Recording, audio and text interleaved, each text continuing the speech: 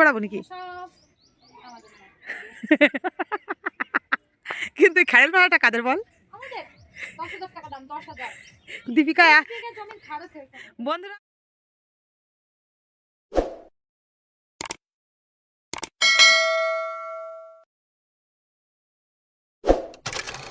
সকাল। তো তোমরা সবাই কেমন আছো? আশা করছি সকলে ভালো আছো। আমি অনেক ভালো আছি তোমাদের আশীর্বাদে।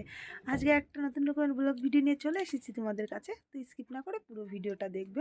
আর ভিডিওটা ভালো লাগলে অবশ্যই লাইক করবেন, শেয়ার করতে ভুলবে না। আর এখন বাজে ওই 9টার মতন। তো 9টা থেকে ব্লগটা স্টার্ট করছি। তো সকালবেলা আমার সোনাই চা করে নিয়ে এসেছে।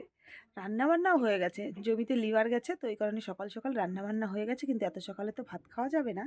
তো সোনাই চা করে নিয়ে এসেছে। সোনাই এই যে চা খাচ্ছে, ওর মামিকেও দিয়ে এসেছে। আর আমার আর দিকার চাটা এই যে, আর এই যে বিস্কুটের বয়েম ধরে নিয়ে চলে এসেছে। তো চলো এবার চাটা খেয়ে নিই। 2 দিনে শেষ আনতেছিলাম না, আমাদের দিতে পারবা না।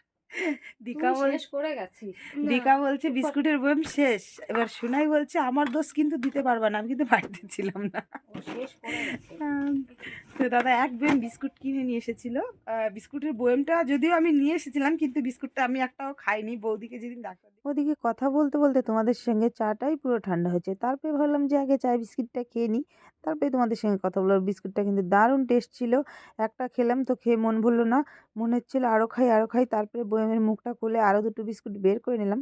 তারপরে সোনাই স্কুলে যাবে, তো স্নান দান করে চলে এসেছে, ভাতও খাওয়া হয়ে গেছে, ওর ড্রেস পরে চলে এসেছে। তারপরে চুলটা অনেক মানে জড়িয়ে গেছে, চুলটাকে আমি ছাড়িয়ে দিচ্ছি সুন্দর করে। যেহেতু ওই স্কুলে যাবার একা একা বড় হয়ে যেতে পারে, কিন্তু একা একা চুল টুল এগুলো কিছুই আঁচড়াতে পারে না।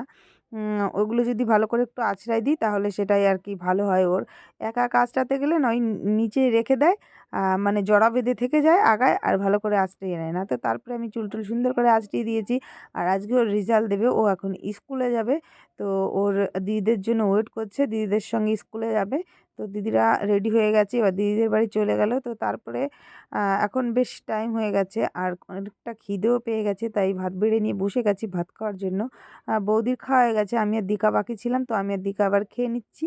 তো তারপরে এই যে স্নান ধান করে চলে এসেছি। আর যেহেতু আজকে মাথাটা ঘষেছি, তাই চুলটা একদম ভিজা আছে, তাই রোদ্রে একটু চেয়ার নিয়ে ঘরের সামনে বসে আছি। বেশ মিষ্টি মিষ্টি রোদ দিচ্ছে, গায়ে লাগছে, বেশ ভালো লাগছে আর কি।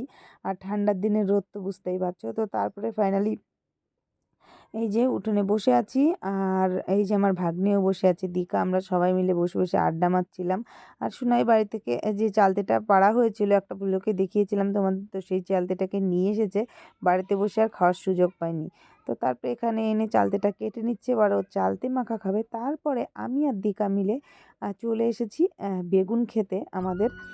তো বেগুন ছেঁড়ার জন্য ও আবার বড়দির বাড়িতে যাবে। তো বলছে দিদি চল, আমি আর তুই গিয়ে কিছু বেগুন ছিঁড়ে নিয়ে এসিস আর কি ক্ষেত থেকে। তো বেগুন গাছগুলো দেখো কতটা সুন্দর হয়ে গেছে, অনেক বড় হয়েছে, কিন্তু বেগুন গাছের আর কি পোকায় ধরে নিচ্ছিলো। জ্যাঠা যেমনটা বলছিল যে গাছগুলো না বেশ আর কি কয়েকদিন ধরে পোকা ধরছিল বেশ। তো তারপরেও গাছগুলো অনেক বড় হয়েছে, গ্রোথ হয়েছে খুব সুন্দর। আর বেগুন দিকা ছেড়ে নিচ্ছে, আর দিকা বলছিল এই বেগুন গাছগুলো কিন্তু সব আমাদের না, ওদের, মানে জেঠুদের বেগুন গাছ এগুলো, আর এই খড়ের পালাটা আমাদের, এরকম বলছিল। তো যাই হোক, ও বেগুন ছিঁড়ছে আর আমি সাইডে দাঁড়িয়ে ভিডিও করছিলাম। আর ও আমাকে বলছিল তুই ফাঁকি দিচ্ছিস দিদি, একটু বেগুন ছিঁড়ে দিচ্ছিস না আমাকে। ও যেহেতু মালদাতে যাবে বড়দির বাড়িতে, তো এই কারণেই ভাবলো দিদি বাড়িতে যাবে, তো খালি হাতে কী করে যাবে, কিছু সবজি নিয়ে যাই, টাটকা সবজি বাড়ির। তো এই কারণে আর কি বেগুন ছিঁড়তে চলে এসেছে। আর এইদিকে আমার একটা দাদার বৌদি যাচ্ছিলো ধান ভাঙাতে, যখন আমাকে দেখলো ভিডিও করছি তখন বলছে ধান ভাঙাতে যাচ্ছি, ধান ভাঙাতে যাচ্ছি, এরকমভাবে আর কি চিল্লাচ্ছিলো ভিডিও করা দেখে। আর এদিকে দিকা তো বেগুন ছিঁড়েই যাচ্ছে, ছিঁড়েছে, কিন্তু বেগুন তেমনটা পাচ্ছিল না, যেহেতু গতকালকে বেগুন ছিঁড়েছিল, তো দুই একটা করে পাচ্ছিল। তো আমাদের ফাইনালি বেগুন ছিঁড়া হয়ে গেছে, আর বেগুন ক্ষেত থেকে চলে এসেছি। ওই 1 কিলোর মতন ছিঁড়া হয়েছিল। বন্ধুরা আমাদের বেগুন ছিঁড়া কমপ্লিট। তো দিকাকে বলছিলাম গাছে বেশ কয়েকটা লাউ ধরেছে, অনেক লাউ খাওয়া হয়েছে অবশ্যই গাছ থেকে। তো একটা লাউ নিয়ে যাই, এই লাউটা নিয়ে যায়। তো বলছে তুই পাগল, আমি এতগুলো জিনিস কিভাবে নিয়ে যাব। তারপরে চলে এসেছি লেবু গাছের ওইখানে, দিদির জন্য কয়েকটা লেবু নিয়ে যাবে। আর আমি রান্নাঘরের চালের পর দেখতে পাচ্ছি বেশ কয়েকটা লেবু পেকে আছে। তো দিকাকে বললাম ওইখান থেকে পেড়ে নিয়ে আসি। তো ওইখানে গিয়ে না আমি আর পারতে পারলাম না। তারপরে এখানে আসলাম, এইখানে এসে এই সাইড থেকে আর কি কয়েকটা লেবু পেড়ে নিচ্ছি। লেবুগুলো অনেক বড় বড় সাইজ হয়েছে, দেখলে হয়তো ভাববে সবাই কুমড়া লেবু, এত বড় বড় সাইজ, মানে অন সিজনের হলেও খুব বড় বড় সাইজ। জানি না ভিডিওতে কতটা দেখতে পাচ্ছ তোমরা। তো আমি এই যে লেবু পেড়ে নিচ্ছি। এখন তেমনটা গাছে নেই, তবে 12 মাসের মানে লেবু ধরার মতন ধরতেই থাকে, একটা দুটো করে, যা সিজনে তো প্রচুর ধরে। আর আমি একটু সেন্ট শুকে নিচ্ছিলাম, খুব সুন্দর সেন্ট দিচ্ছিলো, লেবুগুলোর সাইজ দেখো। তো তারপরে সব কিছু আর কি ছেড়ে নিয়ে এসে এবার আমরা উঠোনে বসে একটু আড্ডা মারছিলাম। বৌদি ভাসতে ওরা মিলে, ভাই ছিল মানে আমার পিসির ছেলে। তো সবাই মিলে আড্ডা মারছিলাম এখানে দাঁড়িয়ে দাঁড়িয়ে। আর ভাই এসছে, ভাইয়ের সঙ্গে বসে গল্প করছি। ভাই তো এখানে থাকে না, ও তো গুয়াহাটিতে থাকে।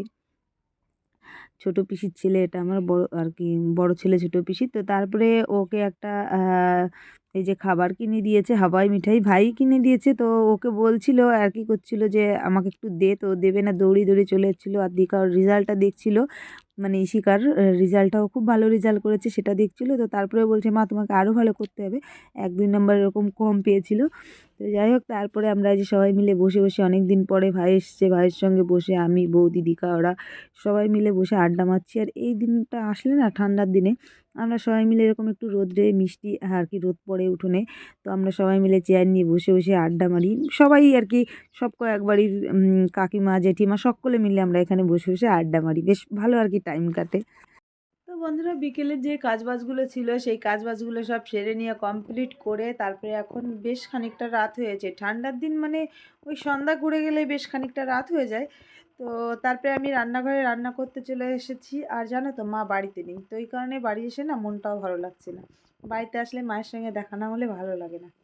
তো যাই হোক, মা বাড়িতে নেই, মাসি বাড়িতে আছে, একটা দরকারে গেছে, আগামীকাল চলে আসবে। আর বৌদির শরীরটা ভালো নেই, এই কারণে বললাম আমিই রান্নাবান্না করছি। তো এই যে ডিম সিদ্ধ বসিয়ে দিয়েছি, রান্নাঘরে এসে রান্নাবান্না করবো বলে আপাতত এখন ডিম সিদ্ধ বসিয়েছি। আর কি রান্না করব এখনও ডিসাইড করিনি। তো দেখবো কী কী সবজি টবজি আছে, তো সেই অনুযায়ী আর অন্য অন্য রান্নাগুলো করব।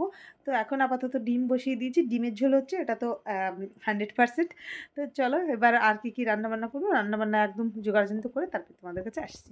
এবার আমি আলু দিয়ে ডিম দিয়ে ঝোল করব। তো তার জন্য বেশ কয়েকটা আলু কেটে নিয়েছি। আর এদিকে ডিম সিদ্ধ করে আমার ডিম ছোলা হয়ে গেছে, যেহেতু আমি একটা তরকারি করব ওই জন্য একটু বেশি করেই আলুটাকে কেটে নিয়েছি। আর বেগুন ভাজা করব, তার জন্য বেগুনও কেটে নিয়েছি, বেশ বেশি বেশি বেগুনও কেটে নিয়েছি আর আলুও কেটে নিয়েছি। আর এই সাইডে সব মশলাগুলোকে আমি চুলে একদম শিলনোড়ায় পেস্ট করে নিয়ে নিয়েছি। আর ওদিকে আমি গ্যাস ধরিয়ে কড়াইও বসিয়ে দিয়ে দিয়েছি।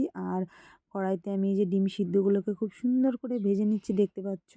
আর সব মশলাগুলো আর কি কষিয়ে নিয়ে আলুগুলো দিয়ে খুব সুন্দর করে কষিয়ে নিয়েছি। দেখতে তো বেশ লোভনীয় মনে হচ্ছে, খেতেও কিন্তু খুব সুন্দর হয়েছিল। সুন্দর হয়েছিল এই কারণেই বলছি, কারণ ভয়েসটা আমি অনেক পরে দিচ্ছি। আর সবজিটা তো খেয়ে নিয়েছি রান্না করে। তো তারপরে আলুগুলোকে খুব সুন্দর করে মশলা দিয়ে কষিয়ে এবার ডিম সিদ্ধ করে যে ভেজে রেখেছিলাম সেই ডিমগুলোকেও দিয়ে এবার খুব সুন্দর করে আমি একটু কষিয়ে নেব, তারপরে একটু ঝোল দিয়ে আর কি নামিয়ে নেব। তো যাই হোক, ভিডিওটা আমি এখানেই শেষ করছি। তোমাদের যদি ভালো লেগে থাকে তাহলে অবশ্যই একটা লাইক করে, দেখা হচ্ছে নতুন একটা যে কোনো ভিডিওর সঙ্গে। ততক্ষণ তোমরা সুস্থ থাকো।